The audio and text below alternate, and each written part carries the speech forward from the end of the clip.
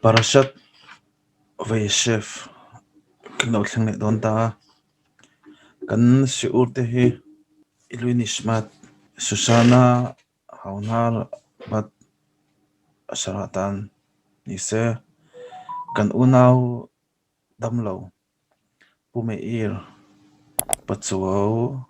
ben sarale Pishlomit ilan bat sarate damnan ni bokse Parashat Vayeshev hi bung sumthum basari chang khata changa bung sumli zo chang sumli pathum thleng kha ania ti hian in rana Yakov ale afate chu kanan rama ancheng to a kan parasa hian Yosef chuanin awna thil ti tharo kha muwa apa ne na a hek ti thu kan muwa tin Yosef chu apan amanga ibik emema mangai na nge chung bik adonga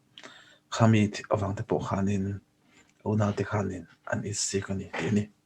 ti chuanin apa chuanin thom hodang lam bik tak kha le saka chuting chuanin alang apau tak po khanin apa khan adot na kha alang an yoma anu le zela po bang ta ron nei le a amu mang la chu mu mang dang lam tak lo ni le nga la bu phal anaya khamya u te bu phal te khanin chibai te khan bukan ni kha chon chu mai chu la ni lo kha u mang kha au nau te kha lim takin ala she zui le nga la ti dan hu le po ni le thla le ar si sa khaten chi ba min buka ala ti nge nge ni chu ta khanin bersidra ba hian thong tu pakhataron la chuaka lim chander lo de hei una te chungchang soina nia te khinna ron peka chonin mi alo thingrim ta a chen laka khan chuti thingrim chonin thingrim lo ang mai in moi nai takin an chun zom don nge nia ti nia ani lo ponin a thingrim chonin a thingrim ma khalan chotin mai se ani lo mo ti zo na po omani kan tora hianin Yosefa una te chungchang kha ti na ron soya Yosef unaw te khanin Yosef kha an isik ti chungchang run ta langani an huani chuwang chonin thatak pokhan an be theilo ni tongkam nem le tongkam hoi hom te phang le tongkam tha te kha ab laka khan an mang theilo ni chu kan tora mi theme chon te non soita chuti anga an nung chang chu nung chang dik zo kan yan arong pitat mai ni mak do mai hian achan chu oka chuak tongkam moi taksi thinlung kha aum theya khating lo khan ani nanga khan an lang chuaka kha khan nung chang dik zo kan ni an ti ni chu nung chang dik zo ka te om che chu kan ri ro mi kan ho em ma se tongkam moi tak le moi nai takin adera kan tong kha a moi lo zo kan ni ti ni Yosef unaw te khanin Yosef la ka khanin nung chang moi lo tak zok in an onga tongkam tha ban be theilawa an ri ru amang ang khanin an tirang chho mai ni chu an thilung an ri ru put kha aderin an tilang chok theilo ni amero chu a thaber chu tuma holo tur ni ya una yung kara mo thending kara mo boina lo om po hianin kha boina kha chin fel tur ni ya chiang chu ni ingai dam ton tur ni ya ro ren dik man tur ni ti ni Yosefa una te chon ran rola an veng kan ti khamwa anen kol kan ti kha ti chonin hunrei ta khan lo le lo nuwa khanin Yakov chonin a una te an dam thale thalo thu wang aventurin atia chonin schem rama an nan rol ven na khanin vakal turin atia chui mun na wa thlen chuanin a una te khanan lo muwa a chungchang thun lo rel hala entinga ti tur nge ti an ngai to a an ne chuanin tha mai ti lum mai kha an du ani amal chu ri bana khanin chu tiang chu ni theilawang khor khoroma paila ti in thlu na kha simpuya maseru bana khana ru khana nuwa lakchu atawani ti khan kan tora khana zekani chu talmud ba fle he masakha sapata hianin ithloka engi ngai to thin ti chungchang he zirtu ron chop choka ingai to na ngi om ithloka engi om ti zong khanin talmud ba filam pang hianin masakha sapata hianin zirtu pakhatin ron chop choka ni kan then te kha tinga lo zota ngay tia kan tia ngay ti thing kan ti chon engma ka dingai lo an tia ale ngay tu a an tia engma ka ngai tu lo chu ti ang mishing chu in changa em ma he chu chana chu dik chiang em ti kan zo don chonin mishing engma ti ngai lo engma ngai tu ngai lo anom thayang mo ti khania chu chu ti khania chan na la tang hianin aron pe ya Yosefa khol khruma an bai thla khan kan tola chon ti sa ya a chu khol khruma chonin tu yom lo te ni chu khol khruma chu a chonin tu yom lo ti khan tora khan a soi khara kan tora mi themi chon enga tinge khating khan a soi khel chu khol khrum chu arok ati mai lo ti chung chang kha aron soi tum zok chu tu yom lo ma se khami khol khrum chunga khanin rulte khomol ka ko ang te kha an omani ti asoi na ni dia khala chang khan kan zir chho chu khol khrum ruak kan ti khanin mi in engma angai tu ngai lawa thil tha le thil mason na son na angai tu lo chonin chuti ang mi chu engma nei lewin don ni chuti anga mi na engma angai sak ngai lo chonin engma a thluaka thilangai sak lo chonin khol khrum ruaka rul te le khomol kai kong chi ran nong ten lu tang bok khanin kha thil ngai tu ngai lo a thloka engma thil tha le thil so ngai tu ngai lo kha chonin thil thalo zok an ngai tu wat thidani ti ni chon bung sum thum basre chun zom zela hianin khatia an pai nu khanin an han thu khoma yehuda khanin ismailim kan ti rap ho mo sum dong ho kha a muta a chonin shal arot tam chu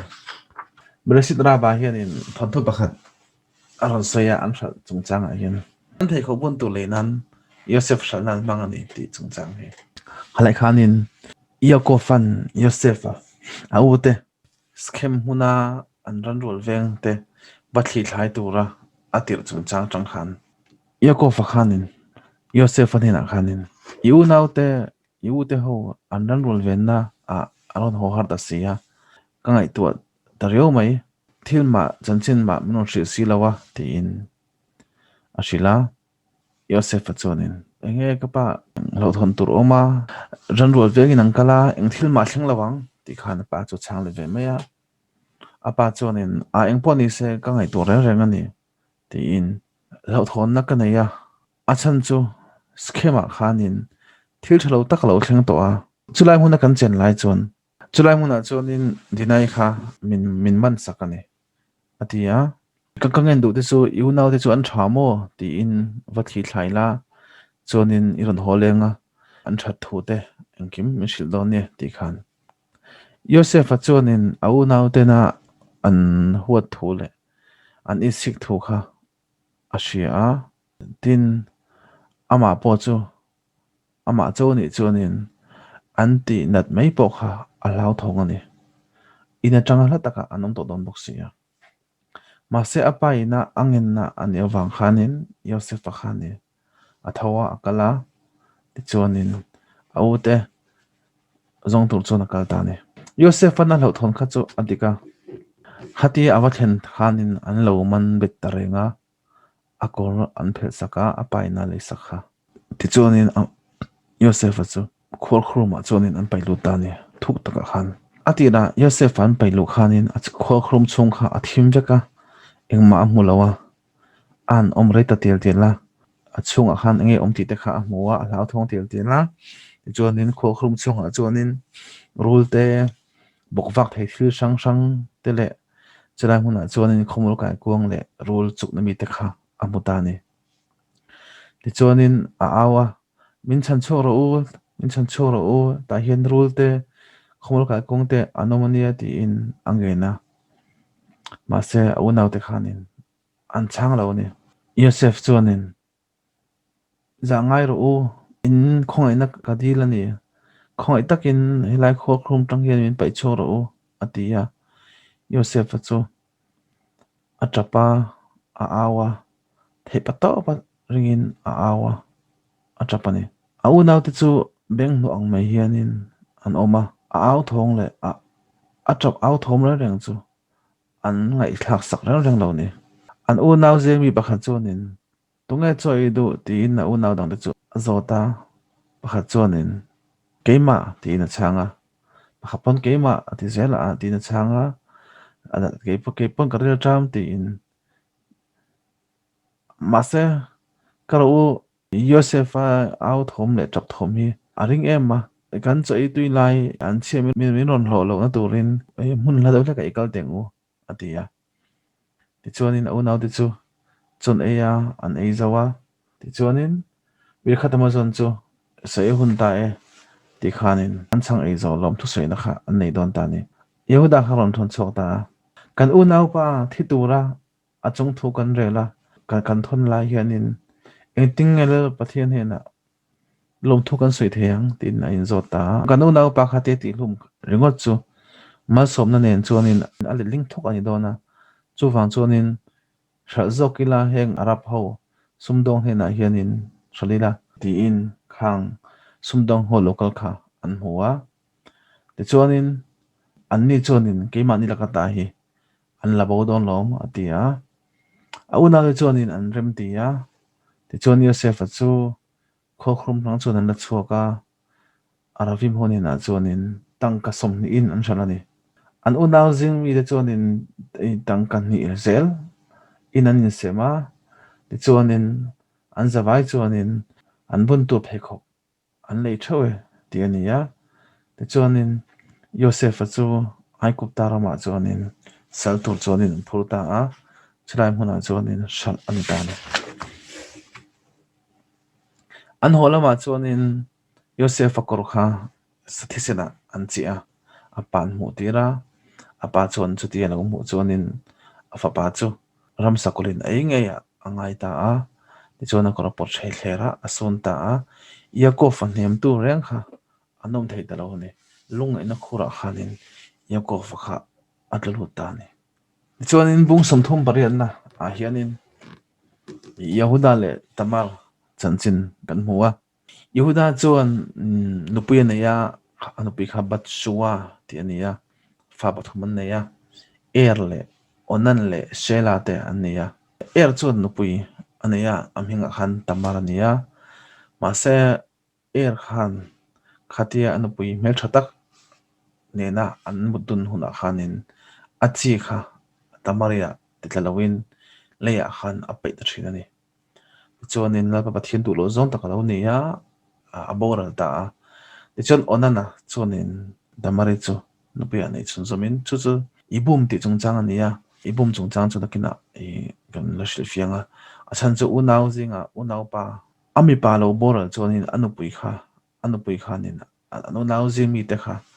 in chi thla nan le khamya au nau thi pa thi na thla anei chun zamani de the tur khanin an una dang de khan nupui nei thina chu chu tora dan mangin le akal phung fel fai tak oma engpon in se ta hianin era lo bora chuanin onna chuan Tamari chu nupuya anei ta a onna po chuan era tiang bok chuanin Tamari khan chi thun loin chhota ti thlale thina la pathian thian him chuan chu thil chu adu lo wangin chi an pai thina wang khanin ati hlum ve ve ni ti ani ti chuan Tamar chuanin Shela Yehuda fa pa pathum na chuan ei aduwa ma se Yehuda khan arem ti tolowa achan chu le on anga an thi ve mai kha alawa chuan lam asiam ta ti chuan a chuan lam a chuanin Shela hi alno pang ema alen hun ha turin atini hun alo kal zela Yehuda no pui kha lo borala alusun azo no chuanin achian pa khiranen timna khuwa ranrual te bulme tu inang kala chumi konga chuanin Tamari na in tongani ta hian Tamari tungani ti ashilawa chun Yehuda chuanin khan nu kha chu Tamari chu ashiat lawa chu abula muturin chumi somta a khatia mut khanin Yehuda khanin karan rozi ngami kelno hi no ne huna kapeng che ti khan thutiama chumi tan chuan din Tamari khan la kham da tur na tia ada khama chuanin athiang le aming nem na or asila kha da turna tia Yehuda chona da ta le chutiang chona yin ka san ta ni thum chu lo liama tamarin nawa pai thu kha alo thang ta Yehuda no shi ta lo mai ni Yehuda chonin adik thei lo kamonu in fa pai chonin uire anga ngai ani dona selang ha turin kan tia masedan azom lawa abo chida wangin mai apai turani atini takhan tamere khan Yehuda khati sa adu lawa aru khanin ti atiang le aming nem na kha athon ta chuzna pai chung cha khan Yehuda kha ain rol ngai ni ti kha shetina turin chuta chonin Yehuda kha ain thiam lawa athil ti ain the choka athiam lo ni ti ashia tamari kha atik zok ni ti le achadi kan da kha amut thiam ta ani heta midang te ti zadu lo chung chang hi hemi tamari nung chang atang hianin kantora mi thiam le chonin mi ati zadu lo awang le atsni ud athin lung thian him na wang khanin na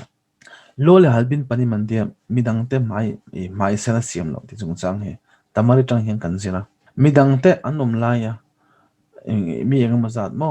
anom khom laya mi pati za ngoi kha thil sual lutuk a ngai ania kan tora mi thime chonin midang te min muwa mi ati za chonin thisen chu angani antini omje chu kha pa kha that ang hialani antini anvati za pa kha tamari khan midang te ti za ai chonin mei a zo lu mai po kha apoi sak lo ni chu midang te ma a mi kan ti za ai chonin mani nun na hel po kha chan poi ti lo ni Yehuda kha mi pui ma ati zak do lawa chu wang chonin a hriat hiam thei turin athil pe kho kha athon ta a hei ka pek chonin a hriat hiam anga a thazo bokanga amaro chu kati mol pholawang kati zak lawang ati ni e chonin Yehuda chonin athiam lo na amu chuaka khata khanin chuwa siama ti chonin damani chon Yehuda chu fapa patni ashin saka chu pere chele zerakte annini bung som thum ba ko na Yosefa chu Mitzrayima an chukpuya ta hianin midras tan khuma hianin thon thu pakhat toy te in Yosefa an Mitzrayima achuk chung chang hi aron soya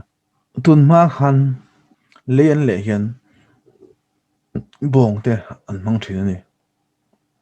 khatia bong ina le du lawa akal that du lo khanin entinge ti thin kan ti chonin an no te kha an la amma ankal ti thina ti chonin khatia bong le du lo ma khanin an no te kha arong kaya ankal tira chon bong pui chonin ano te hnunga kal chonin ti khan le kha alet ta thin ni ti ni chu kan tora mi thiam te na tekhin na thon thu tanga anzur tir chu Yosef har chung chang khan chunglama tangin Yaakov le afa te chu Mitzrayima an chuk tur thu kha thurel to ani ni thu na siam ani to ni ti luina Yaakov le afa te zuk chuk ti rai chonin lapa thian chonin Yosef kha ala ti chonin Mitzrayima khanin achuk tir ta chutia achuk nu chuanin Yaakov le afa te po chu annuwa ko ngam za ta khanin kanan ram tang khanin Mitzrayima aro chuk ve ta chon kumaron liama annuwa chonin Mitzrayima tang chonin namlian takin an chok ta ne ti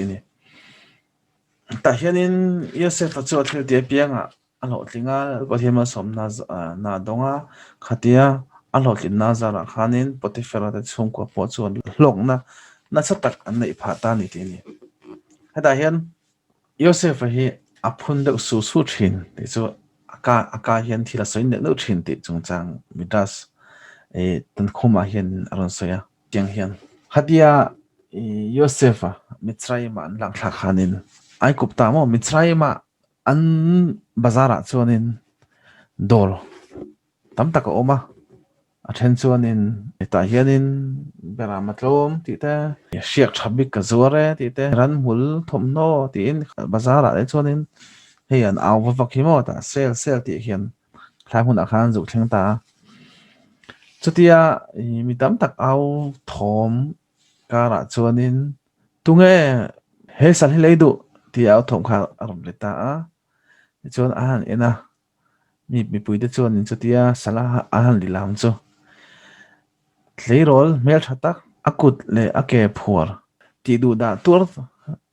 ni hriat tak kha an bamutani chu chu Joseph khania Yakofa fa pamangai em kha ani ni hun du omlo le shom tak atonga ama in khol khruma rul chuk nami ta le khomol ka kung te omnam pai lu to a chumi zo chuanin arab housing a shalania kong laka pot anti shom dona to na chuanin zor turin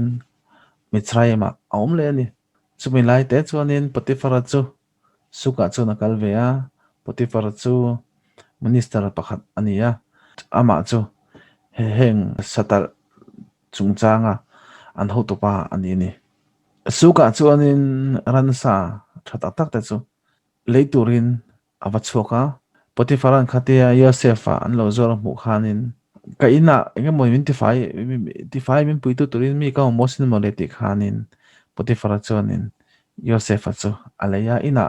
a hon puitani atira chuanin Potifara khan Yosefa chu nau mai me thotira dokan khu fel ti fai khu thati te chei tur siam ti te a in ti fai te le khateng thil kha reilo te akhan Potifara khan Yosefa fin zia kha le athil tia a lo tlin thei zia kha muwa lo tlin na sang anei te le ama wanga engkim mai mama aron son tir te kha azuk muwa ti chuanin a in chu engkol to ho tu bera khanin ada ta ni Potifaran khatia Yosefa na tho khanin aeng khanin a phun de mer kan don nge kha amu thina ti chuan Potifara chuanin azot ta ni enge isoi de mel thina ika hianin ni thili isoi phun ar hi vak lo hianin tong de reng mai ka sia ti kha bazo khanin enge doi thiam ni doi te nei mi ti khan bazo ta Yosefa chuan nilowe ka tong thai thina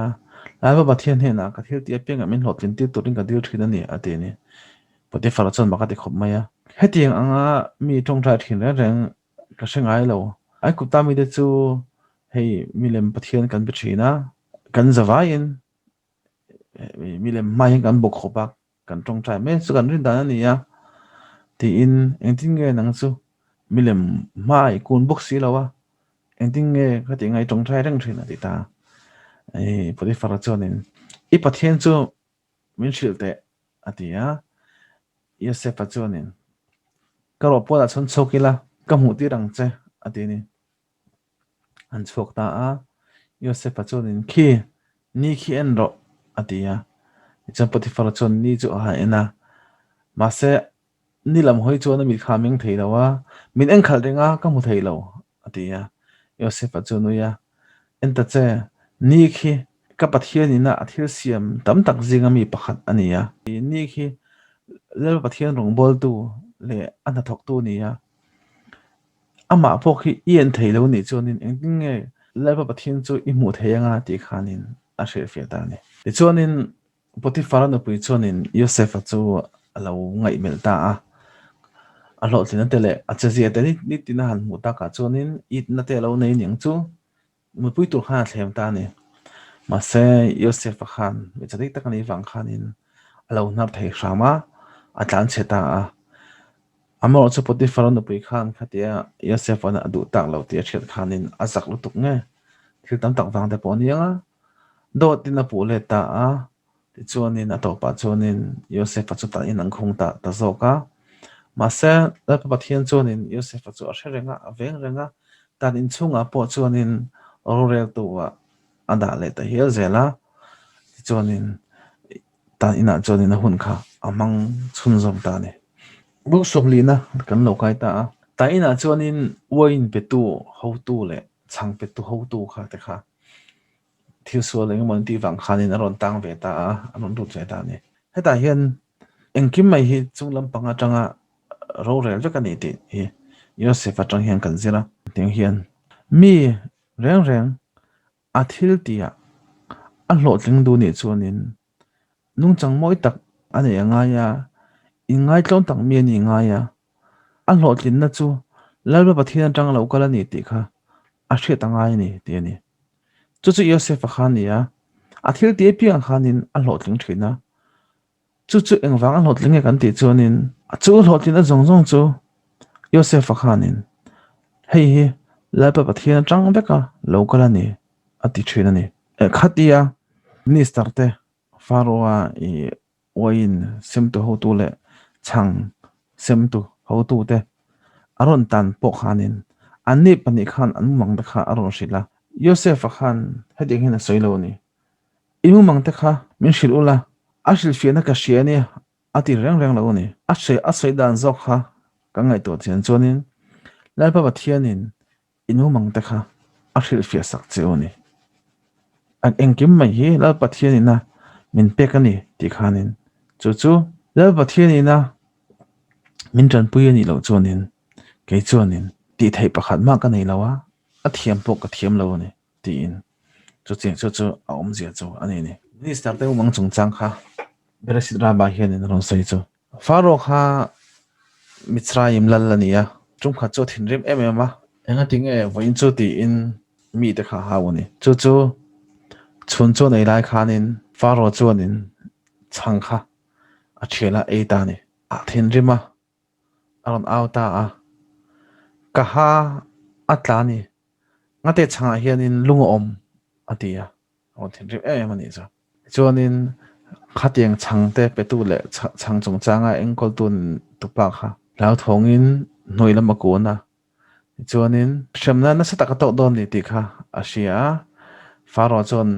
ta ina khung ro ti in thu pe halani chuti lai mek chuanin grep tele khatiang wain lampang minister kha arong kal vele a chuan wain chu aron pe a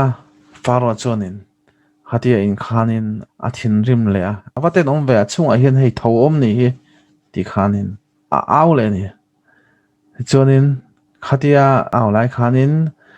wain petu khanin faro bula khanin ka thiam lo ni lo ti khanin soi adwa kha tho khano aron fu fal mai zokani ti kha tuma ma se faro chu athin rim tho wang khanin nangpo ta in lu ro ti khan pho petani chonin faroa minister te pani za om tak te kha tuna chonin zel chunga khanin an lu ngai ta chon Joseph chonin alo engkol ta jing kha chu Joseph chonin khatia minister te pani lunga kha amu khanin engani ta ti khan awazota anni chonin mumang mak tak an nei thu le om zia reng an shelo thu kha an shila chon Joseph chonin ani chonin eu mang te chu ban shil te chu atia chuanin wain petu chuan a shil masata ko manga khanin grep kung etia apar bor pathum ron chuak grep chang pathum ra hi thado do mai ka muwa apar te po an oma chu bo thatak ani hloma kalowa ti chuanin grep ka sora nowa kada a chon farwa ka pe a chuanin ain turin lalin tur chon ka pe ni atini Joseph chuanin chu tun tanga in thuma hianin thil lo thlang dona ni thum nuwa hianin I nangai I chelle don ni farwa wain petua I changle don ni tina chiloni chu chang petu khan alo shreveya chan na thatak ni chumole ti khanin Joseph kha ashil ve du tani kepo mumang ka nei ve a kholai ka kala kalua hianin chang da na pathum chhip chhuana achung bera kha da chu tha hi anni hloma ma se savat hi lo thloka chung chang ka siam ho chu aron ai ani atini Joseph chonin ava poi ve o mumang thalo ni ya tuna changa ni thum ni lo sang tur hi an thil che ha tu ni thum ni tu rang i thuma hianin faro chuanin thinga khai kang chenga isa te chu savaten nei don ni ti khanin ashidani ti choni thum chu ron liama faro a pian chamalo nia chuan ama chuanin wain petu minister le changlampang engkol tu changsiam tu minister chu an chung thu kha re sakania ti chuanin chang siam tu chu thiam lo an chan tira afim khurlo awangin a chang siam na afim khurlo wang khan shem nan pe a amero chu wain lama ho tu minister ro kha chu a thiu ti khanin thiam lo a chang lo a asayang khanin thau kha khalaya farno wa khanin aron thlopal mai chawni ti kha chung thu rel khania ti chuanin anna kha an thotir le a Yosef sayang khanin chang pe tu minister ro kha chu khai lum kha lo ni ta ni Yosef chuanin khatia mu mang te kha ania ashil fe zo nu khanin asayang khan lo ni ya wain pe tu pa hena khan I cho huna khanin min shereng don nia ti khanin acha ve bokani mase kha wain pe tu minister khanin Yosef kha ashereng lawa atheng hilti anitani khazong kha kan parasa chu ania shabbat shalom vego